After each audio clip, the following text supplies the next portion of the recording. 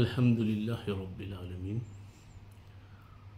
আলহামদুলিল্লাহি ওয়া সালামুন আলা ইবাদিহিল্লাযীনা ইসতাফা আলহামদুলিল্লাহিল্লাযী আনজালা আলা আবদিহিল কিতাব ওয়া লাম ইয়াজআল লাহু ইওয়াজা রাব্বি আউযু বিকা মিন হামাযাতিশ শায়াতিন ওয়া আউযু বিকা রাব্বি আইয়াহদুরুন বিসমিল্লাহির রহমানির রহিম। সম্মানিত সুধী দর্শক শ্রোতা, আপনারা অবগত আছেন যে আমরা দিনের নিসবতে কোরআনের দাওয়াতের সফরে বের হয়েছি। আছি ঢাকায় এক দিনী ভাইয়ের রিসোর্টে। তো সেখানে আমরা দাওয়াতের নিসবতে অবকাশকালীন সময়ে যতটুকুন সময় পাচ্ছি ততটুকুন আল কোরআনের পথে প্রচারের পথে ব্যয় করার চেষ্টা করছি। তো আজকে আমরা ধারাবাহিকভাবে কোরআন থেকে আপনাদেরকে একটা জিনিস স্পষ্ট করে জানাই দিতে চাই, সেটা হলো রসুলের বাণী, ওমা হুয়া বিকৌলি রসুলিন কারিম। আমরা বলে থাকি যে কোরআন রসুল করিমের বাণী। তো রসুল করিমের বাণী যেটা, সেটাই হলো আহসান আল হাদিস। তো সেই আহসান আল হাদিস থেকে আপনাদেরকে ইনশাআল্লাহুর রহমান সুন্দরভাবে আমরা বোঝানোর চেষ্টা করব যে আল্লাহ রাব্বুল আলামিন কোরআনের যত জায়গায় কুল ব্যবহার করেছেন, আমাদের সকলের জানা এখানে সম্বোধিত হলেন সর্বপ্রথম যদি যে পাঠক তাকেও সম্বোধন করা হয় বলে অনেকের ধারণা, তবে সম্বোধিত হয়েছে যিনি এটাকে বহন করেছেন রসুল। সেই রসুলকে লক্ষ্য করে আল্লাহ বলছেন, কুল সাদাকাল্লাহু ফাত্তাবিউ মিল্লাতা ইব্রাহিমা হানিফা ওয়া মা কানা মিনাল মুশরিকিন। মহান আল্লাহ বলেন, হে রসুল আপনি বলুন আল্লাহ সত্য বলেছেন, অতএব তোমরা মিল্লাতে ইব্রাহিমের অনুসরণ করো, যাতে কোনো বক্রতা নেই। ইব্রাহিম মুশরিকদের অন্তর্ভুক্ত ছিলেন না। তো এখানে কুল দিয়ে আল্লাহ রসুলকে বলতে বলেছেন। অনুরূপভাবে যত জায়গায় কোরআনে এই শব্দটা ব্যবহার হয়েছে, সম্মানিত সুধী, আমরা এখন আপনাদেরকে দেখালাম যে আয়াতটা, সেটা হচ্ছে 3 নম্বর সূরা আল ইমরানের 95 নম্বর আয়াত। এরপরে আমরা দেখব সূরা আল ইমরানের 88 এবং 88 থেকে 99 পর্যন্ত। আল্লাহ সুবহানাহু ওয়া তাআলা বলছেন রসুলকে লক্ষ্য করে, রসুল বলুন, হে আহলে কিতাব, কেন তোমরা আল্লাহর আয়াত সমূহকে প্রত্যাখ্যান করো?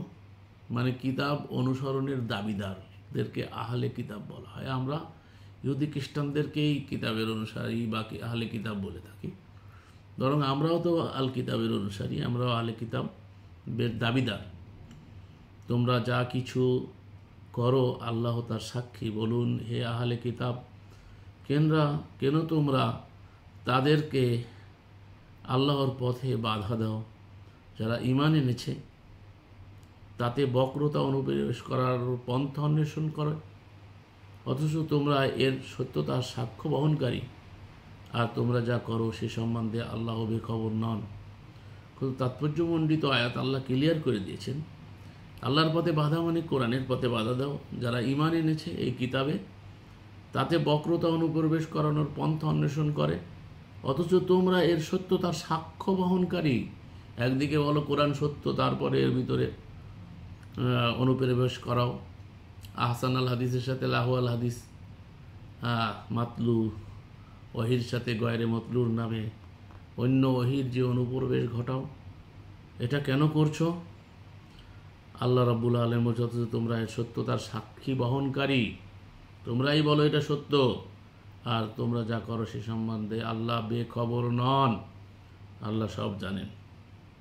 অথবা সূরা আল মাইদার 4 নম্বর আয়াতে আল্লাহ বলুন, হে রসুল, তোমাদের জন্য হালাল করা হয়েছে পবিত্র জিনিসসমূহ, যেসব শিকারী পশুর পক্ষীকে তোমরা প্রশিক্ষণ দিয়েছ শিকারের জন্য, যেভাবে আল্লাহ তোমাদের শিক্ষা দিয়েছেন, এমন শিকারী জন্তু যে শিকার কে তোমাদের জন্য ধরে আনে তা খাবে এবং তার উপর আল্লাহর নাম নেবে। তাহলে বোঝা গেল ধরে নিয়ে আসার পরে আল্লাহর নাম নেবে। হ্যাঁ, আল্লাহর নাম নিয়ে খাইলে হয়। এখান থেকে এটাও পাওয়া যায়। অনেকে দেশ বিদেশে হালাল খাবার খোঁজেন, কিভাবে জবাই হয়েছে কিনা আল্লাহর নাম, এখান থেকে বোঝা যায় যে তা থেকে খাবে এবং তার উপর আল্লাহর নাম নেবে আর আল্লাহকে ভয় করবে। নিশ্চয়ই আল্লাহ সত্য হিসাব গ্রহণকারী। এরপরে আল্লাহ রাব্বুল আলামিন মায়দার 59 নম্বর আয়াতে রসুলকে লক্ষ্য করে বলেন, বলুন হে রসুল, হে আহলে কিতাব, তোমরা কি শুধু এ কারণেই আমার প্রতি শত্রুতা পোষণ করো যে আমরা ঈমান এনেছি আল্লাহর প্রতি, আমাদের প্রতি যা নাজিল হয়েছে তার উপর, এবং যা পূর্বে নাজিল হয়েছে তার উপরেও? তোমরা অধিকাংশই ফাসেক। অর্থাৎ আল্লাহর কিতাবে ঈমান আনার কারণে এই আহলে কিতাবের দাবিদাররাই শত্রুতা করে, যা আজকে আমি দেখতে পাচ্ছি, প্রত্যক্ষ করছি, উপলব্ধি করছি, বাস্তবতা আমার সাথে ঘটছে। তো সম্মানিত সুধী, আল্লাহ রাব্বুল আলামিন মায়দার 60-এ বলতেছেন, বলুন হে রসুল, আমি কি তোমাদেরকে বলে দেব এর চেয়ে নিকৃষ্ট পরিণাম কার রয়েছে আল্লাহর কাছে? যাকে আল্লাহ লানত করেছেন, যার প্রতি ক্রোধান্বিত হয়েছেন, যাদের কতককে তিনি বানর ও কতককে শূকরে রূপান্তরিত করে দিয়েছেন, এবং যারা মূর্তি পূজা করে তারাই মর্যাদার দিক দিয়ে নিকৃষ্ট এবং সঠিক পথ থেকে বহুদূরে বিচ্যুত। তারপরে আল্লাহ রাব্বুল আলামিন সূরা আল আনআমের 40-এ এসে বলছেন, বলুন হে রসুল, আচ্ছা বলো তো, যদি তোমাদের কাছে আল্লাহর কোনো আযাব এসে পৌঁছে অথবা তোমাদের কাছে কিয়ামত এসে যায়, তবে তোমরা কি আল্লাহকে ছাড়া অন্যকে ডাকবে? যদি তোমরা সত্যবাদী হও, কাকে ডাকবে? কে সাহায্য করবে? আল্লাহ ছাড়া তো আর কেউ নেই। এরপর রসুলকে লক্ষ্য করে আল্লাহ সূরা আল আনআমের 46 এবং 47 আয়াতে আল্লাহ উল্লেখ করেন, বলুন হে রসুল, তোমরা কি ভেবে দেখেছো আল্লাহ যদি তোমাদের শ্রবণ শক্তি এবং দৃষ্টিশক্তি কেড়ে নেন এবং তোমাদের অন্তরসমূহের উপর মোহর মেরে দেন, তবে আল্লাহ ছাড়া আর কোনো মাবুদ আছে যে এগুলো তোমাদেরকে ফিরিয়ে দেবে? তোমরা কি ভেবে দেখেছো যদি আল্লাহর শাস্তি তোমাদের উপর আকস্মাৎ কিংবা প্রকাশ্যে আপতিত হয়, তবে জালিম কওম ছাড়া আর কেউ ধ্বংস হবে কি? তাহলে আমরা জুলুম করে করে আল্লাহর ধ্বংস নিয়ে আসতে চাই। আল্লাহ রাব্বুল আলামিন শিরককে জুলুম বলেছেন, ইন্না শিরকা লা যুলমুন আযীম। যারা শিরক করে তারা হচ্ছে জালেম জাতি। আল্লাহ রাব্বুল আলামিন জালিম কওম বলেছে এখানে। তো শিরক কি? আল্লাহর বিধানের পাশাপাশি, আল কোরআনের বিধানের পাশাপাশি ধর্মের নামেও ধর্মের নামেও গণতন্ত্র, রাজতন্ত্র, সমাজতন্ত্র, স্বৈরতন্ত্র, একনায়নতন্ত্র, যত তন্ত্র মন্ত্র আছে সেগুলোকে যখন আল্লাহর বিধানের পাশাপাশি যোগ করি তখনই শিরক হয়ে যায়। আর এই জালেম কওমকে আল্লাহ রাব্বুল আলামিন আযাব দিবেন, আকস্মাৎ আযাব আসতে পারে, প্রকাশ্যে আপতিত হতে পারে। জালিম কওম ছাড়া কেউ ধ্বংস হয় না। তো জালিমদের সাথে কিছু ভালো লোকও থাকে, তো এদেরকে পরকালে আল্লাহ ইস্তিসনা আলাদা করে নেবেন। যদি দুনিয়ার জীবন নয়, আমাদের ভাবা উচিত। কালকে এক ভাই আমাদের ডিএসএসে আলোচনা হচ্ছিল, তখন এক ভাই প্রশ্ন করছিলেন, তার মেয়ে প্রশ্ন করছিল যে এই যে আপনার মাইলস্টোন স্কুলে যে ঘটনা ঘটে গেল, সে নিতে পারছে না, তাদের সকলের কষ্ট লাগছে, এটা কেমন করে হলো? আসলে এখানে বিষয়টা ছিল হচ্ছে কি যে আমাদেরকে ওই যে কোরআনের ওই আয়াতটা যদি আমরা আত্মস্থ করতে পারতাম, বুঝতে পারতাম, তাদের আমাদের কষ্টটা লাঘব হতো। আমি বললাম যে মানবিক কারণে এটা খারাপ লাগে, আর অনেকে বলছে এটা আল্লাহকে ইনসাফ করলেন। আল্লাহ তো বলছেন আসাবাতুহুম মুসিবা, মোমেনের পরে যখন কোনো বিপদ আপদ মুসিবত আপতিত হয় তখন তারা বলে কলু ইন্না লিল্লাহি, আমরা আল্লাহর, ওয়া ইন্না ইলাইহি রাজিউন, এবং আল্লাহর দিকে আমরা প্রত্যাবর্তিত হব। তো এটা তো নিয়ম, আমরা কেউ থাকতে পারবো না, কেউ বাল্যকালে হলেও যেতে হবে, এটা আল্লাহর নিয়ম, যেটা আমরা বলি ইন্না লিল্লাহি ওয়া ইন্না ইলাইহি রাজিউন, মরণকালে পড়ে থাকি, কিন্তু আমরা আসলে বুঝি না বিষয়টা কি বলছি। তো এখানে আল্লাহ বলছেন যে আমরা আল্লাহর এবং আল্লাহর দিকে প্রত্যাবর্তিত হব। অতএব এখানে আমাদের তো কোনো কিছু ধরে রাখার সুযোগ নেই, যেভাবে হোক হয়েছে। তবে যেটা অন্যায় হয়েছে সে অন্যায়কে অন্যায় বলতে হবে, অন্যায়ের বিচার হওয়া উচিত। এটা কেন? এটা আল্লাহ রাব্বুল আলামিন এক দল দিয়ে আর এক দলকে শায়েস্তা করেন, আর কি করেন তার হিকমত সম্পর্কে আমরা হয়তো অনেক সময় জানি না। এক্ষেত্রে আমি একটা উদাহরণ দিলে আপনারা বলবো, আল্লাহর হিকমত অনেক সময় আমাদের বুঝে আসে না। অনেক কিছু আল্লাহর হিকমত থাকে যেগুলো তাৎক্ষণিকভাবে বুঝে আসে না। আমি প্রায় বলে থাকি যে এক লোক সফর করতে করতে আপনার রাস্তা চলছিল, রাস্তা অতিক্রম করে যখন রোদ্রে মানুষ ছায়াদার বৃক্ষ খোঁজে যার নিচে একটু ছায়া নেওয়া যায়, তো এই জন্য আমরা যে বিভিন্ন জায়গায় বট বৃক্ষ দেখি রাস্তার পাশে লাগাই, আমরাও লাগাইছি। তো এজন্য যে বট বৃক্ষের নিচে এসে মানুষ আশ্রয় নেয়।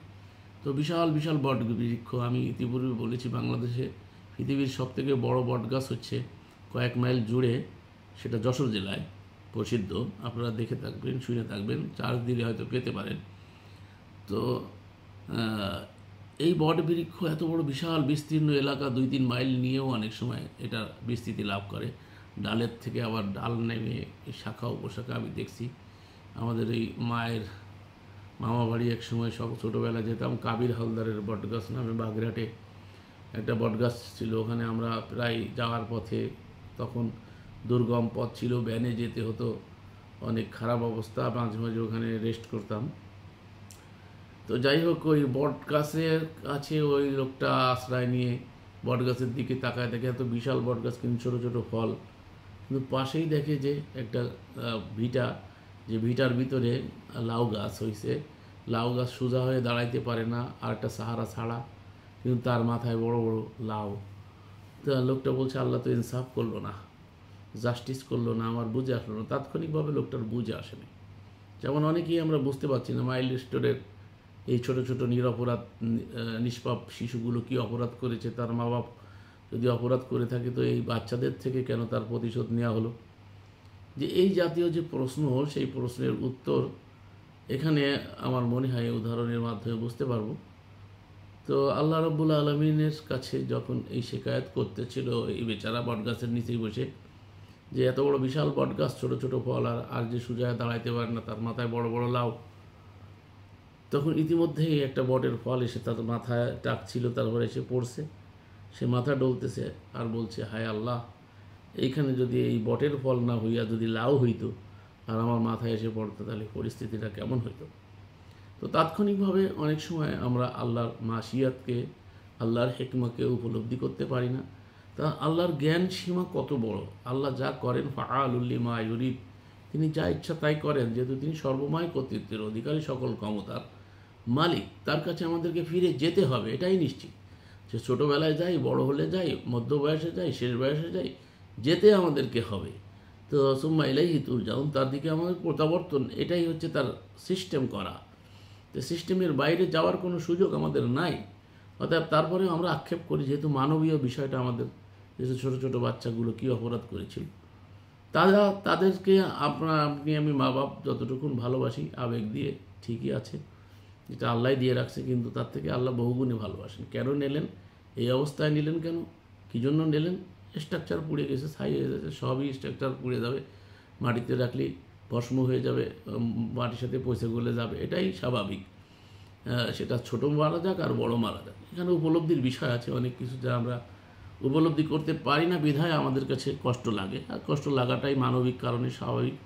তো মাঝখানে এই কথাগুলো বললাম যে আমরা অনেক সময় আল্লাহর হিকমা বুঝতে পারি না, যার কারণে আল্লাহকে নিয়ে আপত্তিও করি এবং বলি আল্লাহ কাজটা তো ঠিক করলো না। অনেকে এই জাতীয় বিশ্বাস নিয়ে নাস্তিক হয়ে যায়।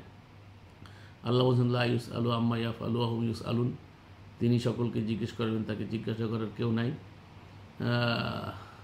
তথাপিও অনেকে এই আল্লাহর সর্বোচ্চ পাওয়ারকে বুঝতে পারে না, বিধায় মা কাদারুল্লাহ হাক্কা কাদরিহি, তা আল্লাহ যথাযোগ্য মর্যাদা নিরূপণ করতে পারে না, বিধায় শিরক করে। এই জন্য আল্লাহর সমকক্ষ দাঁড় করায়, আর নিজের বিবেক বুদ্ধিকেও অনেক সময় বুদ্ধির গোলাম হয়ে যায়, বিবেকের কাছে হার মানে। বিবেক বুদ্ধি আল্লাহ দিয়ে রাখছেন, এটা কাজে লাগাইতে বলছে, তার মানে আকলে সালিম লাগবে, খালি বিবেক হলে হবে না।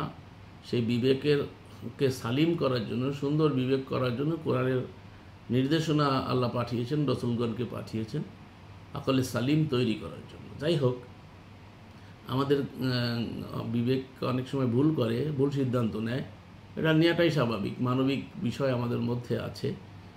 তো তথাপিও আমাদেরকে এটা পরিশুদ্ধ করতে হবে আল্লাহর বিধান দিয়ে। নাহলে আফারা আইতা মানিত্তাখাযা ইলাহাহু হাওয়াহু, তুমি কি তাদেরকে দেখো নি সিও নফসকে ইলা বানাইছে, নফস যা বলে সে তাই করে, নফসাহি জীবন করে, রফসাহি জীবন ছেড়ে দিয়ে।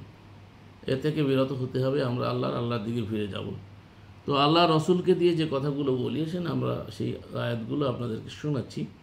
এবার আপনাদেরকে আনামের 63 আয়াত শুনেছি। বলুন হে রসুল, কে সে যিনি তোমাদের উদ্ধার করেন স্থলের ও সমুদ্রের অন্ধকার থেকে, যখন তোমরা তাকে ডাকো বিনীতভাবে গোপনে, এই বলে যে যদি আপনি আমাদের এই বিপদ উদ্ধার করেন তবে অবশ্যই আমরা কৃতজ্ঞদের অন্তর্ভুক্ত হয়ে যাব। এই কথাগুলো বিপদে পড়লে তখন আমরা বলি, যখন বিপদ উদ্ধার হয়ে যায় তখন আমরা ফিরে যাই। এটা কোরআনে অনেক জায়গায় উল্লেখ আছে। অনুরূপভাবে আল্লাহ রাব্বুল আলামিন আনামের 64-তে বলতেছেন, বলুন আল্লাহই তো তোমাদের উদ্ধার করেন তা থেকে এবং যাবতীয় বিপদ আপদ থেকে, তথাপিও তোমরা শিরক করো। এরপরে এসে আবার শিরক করে। ওই ড্রাইভার ভালো ছিল যার জন্য বেঁচে গেছে, ড্রাইভারের কোনো ক্ষমতা নাই, ড্রাইভার বাহ্যিকভাবে যেটা করে সেটা আল্লাহর শক্তি নিয়েই করেন। অনুরূপভাবে আমরা দেখলাম মাইল স্টোরে যে সে শত চেষ্টা করেও নিজেকেও রক্ষা করতে পারলো না, এই শিশুদেরকেও রক্ষা করতে পারলো না, স্কুলের ভিতরে ঢুকে গেল। কেন ঢুকলো, কী জন্য ঢুকলো, এর ভিতরে আল্লাহর যে কী মাসিয়াত আছে তো সেটা আল্লাহ সুবহানাহু ওয়া তাআলাই ভালো জানেন। অতএব আমরা ইন্না লিল্লাহি ওয়া ইন্না ইলাইহি রাজিউন, এবং আমরা তাদের জন্য সত্যি কষ্ট লাগে। এই ছোট ছোট শিশু কালে জীবন ঝরে গেল, কেন ঝরলো তিনিই ভালো জানেন, তবে আমাদের কষ্ট লাগে, আমরা সমবেদনা জানাচ্ছি। এবং এই বাচ্চাগুলো যেন তাদের মা বাপের জন্য যারা কষ্ট পাচ্ছেন, সত্যি মা বাপের বুক খালি হয়েছে, কত কষ্ট তারা পাচ্ছেন, তো তাদের জন্য আমরা সমবেদনা জানাচ্ছি। আল্লাহ যেন তাদেরকে সবরে জামিল দান করেন এবং আল্লাহ সুবহানাহু ওয়া তাআলা যেন তাদেরকে উত্তম বিনিময় দান করেন, এবং এই সন্তানরা যেন কাল কিয়ামতের মাঠে হয়তো তাদের নাজাতের জরিয়া হতে পারে, আল্লাহ যদি করেন। তো সম্মানিত সুধী, আমরা এবার দেখব আনামের 71-এ আল্লাহ বলছেন, বলুন হে রসুল, আমরা কি আল্লাহ ছাড়া এমন কিছুকে ডাকবো যা আমাদের কোনো উপকার করতে পারে না এবং ক্ষতিও করতে পারে না? আর আল্লাহ আমাদের সৎপথ প্রদর্শনের পর আমরা কি ওই ব্যক্তির ন্যায় বিপরীত দিকে ফিরে যাব, শয়তান যাকে দুনিয়ায় বিপদগামী করেছে এবং সে দিশেহারা হয়ে ঘুরছে, আর তার সহচর তাকে সঠিক পথের দিকে ডেকে বলছে, এসো আমাদের কাছে। বলে দিন, নিশ্চয়ই আল্লাহর পথই প্রকৃত সুপথ, আর আমরা আদিষ্ট হয়েছি বিশ্বজগতের পালনকর্তার কাছে আত্মসমর্পিত হতে, অর্থাৎ মুসলিম হতে। তো অনুরূপভাবে সূরা আজ-জিনের 20-এ আল্লাহ বলছেন, বলুন হে রসুল, আমি তো কেবল আমার রবকেই ডাকি এবং তার সাথে অন্য কাউকে শরীক করি না। সম্মানিত সুধী, আপনারা লক্ষ্য করছেন আমরা আপনাদেরকে রসুলের বাণী শোনাচ্ছি, যদিচ রসুলের বাণীর নামে আমাদেরকে অন্য কিছু শোনানো হয়, তো ওইগুলো রসুলের বাণী না। রসুলের প্রকৃত বাণী আল্লাহ রসুলকে বলতে বলেছেন, আল্লাহ শিখিয়েছেন, সেটাই রসুল বলেছেন, সেটাই হচ্ছে রসুল হিসাবে রসুলের বাণী। উনি ব্যক্তিগত তিনি অনেক কথা বলেছেন, ওইগুলো আমাদের জন্য ধর্তব্য বিষয় না, বরং যেটা আল্লাহ রসুলকে আমাদেরকে শিখাইতে বলছেন, বলতে বলেছেন, সেইগুলো আমাদের জন্য ফরজ। ইন্নাল্লাযী ফারাযা আলাইকাল কুরআন 28-85-তে আল্লাহ বলছেন, নিশ্চয়ই এই কোরআনের বিধান যা রসুলের মুখ থেকে বের হয়েছে সেটা আল্লাহ আমাদের জন্য ফরজ করেছেন। সূরা আজ-জিনের 22-এ আল্লাহ বলছেন, বলুন আল্লাহর গজব থেকে আমাকে কেউ রক্ষা করতে পারবে না এবং তিনি ব্যতি রেখে আমার কোনো আশ্রয়স্থল আমরা পাবো না। জিন, সূরা জিন 72-22। অনুরূপভাবে 72-25-এ আল্লাহ বলেন, বলুন আমি জানি না তোমাদেরকে যে প্রতিশ্রুতি দেওয়া হচ্ছে তা নিকটবর্তী, না আমার রব এজন্য কোনো দীর্ঘ মেয়াদ নির্ধারণ করে রেখেছেন। ভালোই জানেন তিনি, প্রতিশ্রুতি আসবে, কিন্তু সেটা কখন আসবে তিনিই ভালো জানেন। আমাদের দেশে অনেক হুজুররা তো দিনক্ষণ বলে দেয়, কিয়ামত কায়েম করে দেয়। এসব বাটপারদের বাটপারি থেকে দূরে থাকতে হবে। কোরআনের যে বিশ্বাস, সেই বিশ্বাস আমাদেরকে পোষণ করতে হবে। ধর্মের নামে অনেক বাটপাড় আছে, অনেকেই অনেক ভবিষ্যৎবাণী করেন, যার বাস্তবতা কিছু আমরা খুঁজে পাই না। এরপরে আল্লাহ রাব্বুল সূরা আল আনামের 145-এ আল্লাহ বলছেন, বলুন আমার কাছে যে ওহী প্রেরণ করা হয়েছে তাতে আমি কোনো হারাম খাদ্য পাই না। কোনো ভক্ষণকারীর জন্য সে ভক্ষণ করে মৃত এবং বহমান রক্ত অথবা শূকরের মাংস ছাড়া, কেননা এটা অবশ্যই অপবিত্র, অথবা যা অবৈধ আল্লাহ ছাড়া অন্যের নামে উৎসর্গ কারণে কেউ অনন্য উপায় হয়ে পড়লে, এরপরে আল্লাহ বলেছেন কেউ যদি অনন্য উপায় হয়ে পড়ে, যদি অবাধ্য না হয়, তবে সীমালঙ্ঘন না করে, তাহলে আপনার রব তো পরম ক্ষমাশীল, পরম দয়ালু। তার মানে বোঝাতে চাচ্ছে যে যেগুলো আমরা আল্লাহ হারাম করেছেন সংখ্যা কম, হালালের সংখ্যাই বেশি। এই মুষ্টিময় কতগুলো হারাম করেছেন, রসুলকে দিয়ে বলাইছেন। অনন্য উপায় হলেই হারামটাও স্থানকাল পাত্র ভেবে দিয়ে আল্লাহ হালাল রেখেছেন। তারপরে আমাদের মৌলভী সাহেবরা হারাম হালাল যে কত বানিয়েছে তার কোনো ইয়াত্তা নেই। মহান আল্লাহ আমাদেরকে রক্ষা করুন। আল্লাহ হালালকে কে হারাম করেছে? আল্লাহ প্রশ্ন করেছে। তো আমরা এই দেখি যে আল্লাহর হারামকে আমাদের তথাকথিত সোকাট হুজুররা হারাম করেছে, আল্লাহর হালালকে। যদি আল্লাহ হালাল করেছেন, আমরা হারাম করে রেখে দিয়েছি। এরপরে দেখুন আল্লাহ রাব্বুল আলামিন কোরআনে কারিমে সূরা আল আনামের 139-49 থেকে 150-এ বলছেন, বলুন হে রসুল, পরিপূর্ণ চূড়ান্ত যুক্তি প্রমাণ তো আল্লাহই। তিনি যদি ইচ্ছা করেন তবে তোমাদের সবাইকে সৎপথ প্রদর্শন করতেন। তোমাদের সেই সাক্ষীদের আনো যারা সাক্ষ্য দেবে যে আল্লাহ এগুলো হারাম করেছেন। যদি তারা সাক্ষ্য দেয় তবুও আপনি এই সাক্ষ্য গ্রহণ করবেন না, আর আপনি তাদের কুপ্রবৃত্তির অনুসরণ করবেন না, যারা আমার আয়াতকে অস্বীকার করে, যারা আখিরাতে ঈমান আনে না এবং যারা তাদের রবের সমকক্ষ সাব্যস্ত করে। আল্লাহ হারাম করে নাই, তখন তারা হারাম বানাইছে, তাদেরকে ডাকেন। আল্লাহ বলছেন যদিও তারা বলে, সাক্ষ্য দেয়, তারপরেও মানবেন না। তার কারণ ওরা খেয়াল খুশি দিয়ে এগুলো বলে, ওদের এগুলোকে প্রতিষ্ঠা রাখার জন্য, ধর্ম ব্যবসাকে টিকিয়ে রাখার জন্য, যা আজকাল প্রত্যক্ষ করছি আমরা। তো আল্লাহ বলছেন যে আপনি তাদের কুপ্রবৃত্তি অনুসরণ করবেন না আমার আয়াতকে অস্বীকার করে। আয়াতে যা বলা হয়েছে, যেটা হালাল করে সেটা হালাল, যেটা হারাম করে সেটা হারামের সংখ্যা অতি নগণ্য, হালালের সংখ্যাই বেশি। অথচ তারপরে আমরা হারামের দিকে ধাবিত হই। কারণ হচ্ছে আল্লাহ কোরআনে বলছে সূরা ইউসুফে, ইন্নান নাফসাল আম্মারা বিসসু, মানুষের নফস সবসময়ের জন্য খারাপ দিকে প্ররোচিত করে। তো সম্মানিত সুধী, আপনাদেরকে শোনাচ্ছি রসুলের বাণী, অর্থাৎ আল কোরআন আহসান আল হাদিস। যেটা রসুলের বাণী নামে জানি, ওটা রসুলের বাণী না।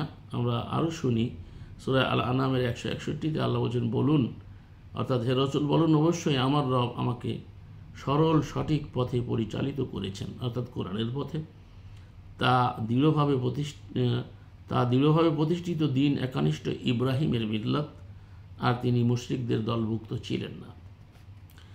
সূরা আনআমের 164-তে আল্লাহ বলছেন, বলুন আমি কি আল্লাহকে ছেড়ে অন্য কোনো রব অন্বেষণ করব, আইনদাতা বিধানদাতা মানব, অথচ তিনি সব কিছুর রব, তিনি স্রষ্টা প্রতিপালনকারী। যে যা করে তা তারই উপর বর্তায় এবং কেউ অন্যের বোঝা বহন করবে না। অবশেষে তোমাদেরকে প্রত্যাবর্তন তোমাদের রবের কাছে, তারপর তিনি তোমাদের জানিয়ে দেবেন যে বিষয়ে তোমরা মতভেদ করতে। আল্লাহর বিধান থাকার সত্ত্বেও আমাদের সোকাট আলেম রাজকেরা আল্লাহর বিধান নিয়ে ঐক্যবদ্ধ হতে পারছে না, মতভেদ করেই যাচ্ছে। এমন কোনো জায়গা নাই যেখানে মতভেদ করে নাই। কলমা থেকে নিয়ে কবর পর্যন্ত প্রতিটা শিয়া সুন্নিদের মধ্যে বিভিন্ন প্রকার, তারা সব জায়গায় মতভেদ আর ইখতিলাফ করে রেখেছে। এক মসজিদের তরিকার সাথে আর এক মসজিদের তরিকার মিল নাই, এক হুজুরের সাথে আর এক হুজুরের মিল নাই, এক হুজুর দোয়ার পক্ষে আর হাত তুলে দোয়ার বিপক্ষে। এভাবে করে একদল মিলাদি, একদল মিলাদ পড়ে না, একদল কিয়ামি আর একদল কিয়ামি বেকিয়ামি। মসজিদের মধ্যে মিলাদের বিরুদ্ধে বলায় হুজুরকে গিয়ে, মাদানি হুজুরকে গিয়ে জায়নামাজের ভিতরে, যেমন উমর রাদিয়াল্লাহু তাআলা আনহু। ইতিহাস এসব ইতিহাস কলঙ্কজনক অধ্যায়, খুব কষ্ট লাগে। যে ধর্মের অপব্যবহার কিভাবে করা হয়েছে। ধর্মকে কেন্দ্র করেই ধার্মিকরা এক ধার্মিক আর এক ধার্মিকের মসজিদের মধ্যে কুপাচ্ছে, মসজিদের মধ্যে বাইতুল মুকাররম লাল করে দেওয়া হচ্ছে। তারপরে আমরা কোথায় যাচ্ছি, কি করতেছি, এগুলো আর বলতে চাই না। লিডাররা কোথায় চলে যায়, এদিকে শাপলা চত্বরে রঙিন হয়ে যায়, লিডাররা চলে যায়। এটা তো অহুদে তো রসুল নিজে স্বয়ং ময়দান ছেড়ে যাননি, সাহাবিদরা অনেকে ছেড়ে গেছিল। সেই ভুলের কারণে রসুলের দান শহীদ হলো, ইতিহাস যা বলে। তো এই কেমন নেতাদের পিছনে আমরা ঘুরি, একটু নিজেরা বিবেক বিবেচনা কাজে লাগান। আল্লাহ হেফাজত করবেন তার দিনের, কিন্তু আজকে হেফাজতকারী আমরা হয়ে গেছি। আল্লাহ আমাদেরকে রক্ষা করুন। আল্লাহ বলছেন সূরা আল আরাফের 29 নম্বর আয়াত, বলুন আমার রব নির্দেশ দিয়েছেন ন্যায় বিচারের, আর প্রত্যেক সালাতের সময় তোমাদের মুখমণ্ডল সোজা রাখবে এবং তাকে ডাকবে, তারই অনুগত্যে একনিষ্ঠ হবে। তিনি যেভাবে তোমাদের প্রথমে সৃষ্টি করেছেন সেভাবে তোমরা ফিরে আসবে। তার মানে যে নিষ্কলুষভাবে আল্লাহ আমাদেরকে পাঠাইছিল, সে নিষ্কলুষ হয়ে আমাদেরকে ফিরে যেতে বলছে। অর্থাৎ আমাদের একনিষ্ঠ হয়ে সালাতে মুখমণ্ডল সোজা রাখা মানে বিনীত হয়ে তার অভিমুখী হয়ে তার দায়িত্ব পালন করা, এটাই আমাদেরকে নির্দেশ করা হয়েছে। এরপরে সূরা আল আরাফের 32-এ আল্লাহ রাব্বুল আলামিন বলছেন রসুলকে দিয়ে, বলুন আল্লাহ নিজ বান্দাদের জন্য যেসব শোবার বস্তু ও পবিত্র খাদ্য সামগ্রী সৃষ্টি করেছেন তা কে হারাম করলো। এ আয়াতটা আমার বড় আশ্চর্যজনক আয়াত। আমি দেখি যে কে হারাম করলো, প্রশ্ন করলো। আল্লাহ উত্তর আসে যে মোল্লা হারাম করলো। বলো এই জামা পরা যাবে না, এই কাপড় পরা যাবে না, এই সোনার জিনিস ব্যবহার করা যাবে না। অথচ সোনার দানা এরা মানুষের শোবার বস্তু। আল্লাহ বলেছেন কোরআনে, আমি দেখিয়েছি সোনা দানা তো আল্লাহ আমাদের চৌকাটরা ফতোয়া দিচ্ছে যে নারীদের জন্য হালাল, পুরুষের জন্য হালাল না, অথচ আল্লাহ উভয়ের জন্য হালাল করেছেন। মাঝে মাঝে মনে চায় যে সোনার কিছু পরিধান করে তারপরে এটার বাস্তবতা দেখাই। সেই তৌফিক যখন হবে আপনাদেরকে দেখাবো। আপনি বলে দিন এসব পার্থিব জীবনের, বিশেষ করে কিয়ামতের দিন এসব বলে দিন এসব পার্থিব জীবনে, বিশেষ করে কিয়ামতের দিন তাদের জন্য যারা ঈমান আনে, ঈমানদারদের জন্য ইহকাল পরকাল। এমনিভাবে আমি আয়াতসমূহ বিস্তারিত বর্ণনাকারী জ্ঞানী লোকদের জন্য। আল্লাহ বলছে হালাল করছে, কে হারাম করলো? তার মানে এইসব ছোকাট মোল্লারা এগুলোকে হারাম করেছে। মহাদ আল্লাহ আমাদেরকে রক্ষা করুন। সূরা আল আরাফের 158 নম্বর আয়াতে আল্লাহ সুবহানাহু ওয়া তাআলা বলেন, বলুন হে মানুষ আমি তোমাদের সবার প্রতি সে আল্লাহর রসুল যিনি সমগ্র আসমান ও জমিনের মালিক, যিনি ছাড়া অন্য কোনো মাবুদ নাই, ইলা নাই, তিনি জীবন দান করেন এবং মৃত্যু ঘটান। সুতরাং তোমরা ঈমান আনো আল্লাহর প্রতি এবং তার রসুলের প্রতি, যিনি উম্মি, যিনি ঈমান আনেন আল্লাহর প্রতিও তার বাণীতে। রসুল নিজে আল্লাহর প্রতি ঈমান আনে এবং তার বাণীতে ঈমান আনে। অন্য কোনো বাণীতে, রসুলের বাণীতে, রসুলের নামে তৈরি করা বাণীতে তিনি ঈমান আনেন না। তোমরা তার অনুসরণ করো যাতে হেদায়েত প্রাপ্ত হয়। সেই বাণী যেটা তার কাছে এসেছে, যেটা আমরা এখন শোনাচ্ছি। বলুন বলুন বলুন বলুন কুল বলুন, কুল বলুন, কুল বলুন, হে রসুল বলুন, সেইগুলো আপনাদেরকে শোনাচ্ছি।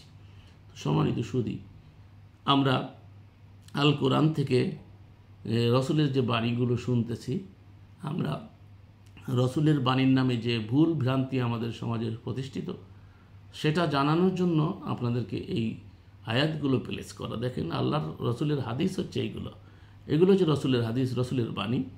আল্লাহ বলছেন, বলুন হে রসুল তোমরা তো আমাদের জন্য প্রতীক্ষা করছো দুটি মঙ্গলের জন্য একটির, আর আমরা প্রতীক্ষা করছি তোমাদের জন্য যে আল্লাহ নিজের পক্ষ থেকে তোমাদের শাস্তি দেবেন অথবা আমাদের হাতে।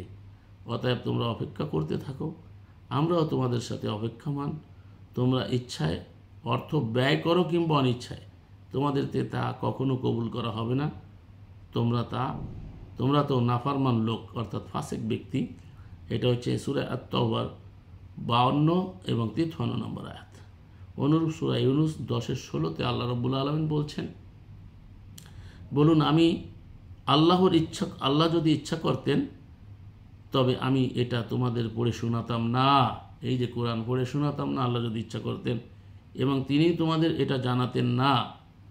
আমি তো অবস্থান করেছি তোমাদের মধ্যে এর পূর্বে জীবনের দীর্ঘ সময় অতিক্রান্ত করেছি, তখন তো আমি এই কথাগুলো তোমাদেরকে বলিনি। আল্লাহ আজকে আমাকে শিখিয়েছেন, জানিয়েছেন, এবং আল্লাহ জানাইতে বলছে, তাই আজকে তোমাদেরকে জানাই। তবে কি তোমরা এতটুকুও বোঝো না? তো মহান আল্লাহ আমাদের সকলকে এই যে রসুলের বাণী আপনাদেরকে শোনাইলাম, এই রসুলের বাণী বুঝার, উপলব্ধি করার এবং আমল করার তৌফিক দান করুন। ওয়া মা আলার রাসূলিল্লাল বালাগ।